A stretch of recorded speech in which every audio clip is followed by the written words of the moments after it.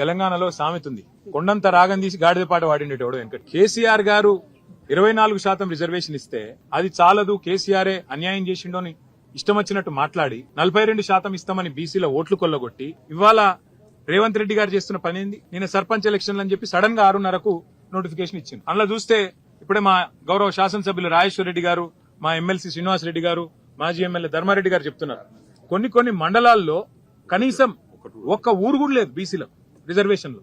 ఇక ఇంతకంటే అరాచకం, ఇంతకంటే కిరాతకం ఏదైనా ఉందా నాకే తెలియదు. మరి నేను ఇంకొక మాట కూడా అడుగుతున్నా, 42% అని చెప్పి కులగణన అని చేసి దానికి 160 కోట్లు ఖర్చు పెట్టి దానికి మళ్ళీ రాహుల్ గాంధీ కితాబులు ఇచ్చి ఇది రేర్ మోడల్, రేర్ అంటే ఏందట అంటే రాహుల్ రేవంత్ మోడల్ అట, రేర్ మోడల్ అని పెట్టి దానికి కాంగ్రెస్ వర్కింగ్ కమిటీలో తీర్మానం పెట్టి ఓహో రేవంత్ రెడ్డి ఆహా కాంగ్రెస్ అని ఊదరగొట్టి ఇలా పీకింది చివరికి. ఏం చేసినావు?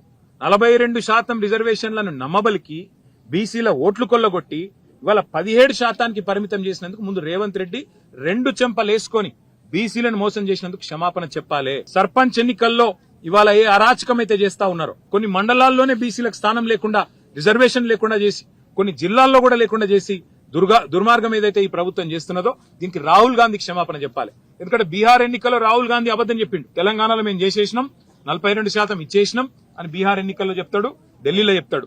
అందుకే తెలంగాణ గల్లీల్లో ఉండే మా బలహీన వర్గాల సోదరులకు నా ప్రార్థన, దయచేసి కాంగ్రెస్ పార్టీ మిమ్మల్ని ఏదైతే నమ్మించి గొంతు కోసిందో బుద్ధి చెప్పండి. ఇవాళ పార్టీ రహితంగా జరిగే ఎన్నికల్లో సిగ్గులేదు ముఖ్యమంత్రికి, మంత్రులకు. పార్టీ రహితంగా జరిగే ఎన్నికల్లో పార్టీ పరంగా రిజర్వేషన్లు ఇస్తారట. ఆ ఎన్నికల్లో పార్టీ గుర్తే లేకపోయా, అసొంటప్పుడు నువ్వు పార్టీ పరంగా రిజర్వేషన్లు ఆడికెళ్ళిస్తావు అంటే నమ్మితే ఇక ఎన్ని అబద్దాలు చెప్తారంటే వాళ్ళకు నిజంగా వాళ్ళ నోర్లకు మొక్కాలే. మళ్ళొక్కసారి ఇవాళ వీళ్ళ నిజరూపం బయటపడ్డది.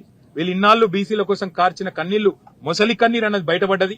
కాబట్టి బీసీ సోదరులు, ముఖ్యంగా సోదరీమణులు, మీరే బుద్ధి చెప్పాలా ఈ దుర్మార్గమైన ప్రభుత్వానికి అని చెప్పి మేము విజ్ఞప్తి చేస్తూ, ఈ రకమైన మోసాన్ని ఏదైతే కొనసాగించే ప్రయత్నం ముఖ్యమంత్రి ఆయన మంత్రులు చేస్తా ఉన్నారో దీనికి తప్పకుండా తెలంగాణ సందర్భానుసారంగా కసిదీరా, కాళోజీ నారాయణరావు చెప్పినట్టు కసిదీరా కాలం వచ్చినప్పుడు కాటేసి తీరుతుందనే మాట కూడా వారికి విజ్ఞప్తి చేస్తాం.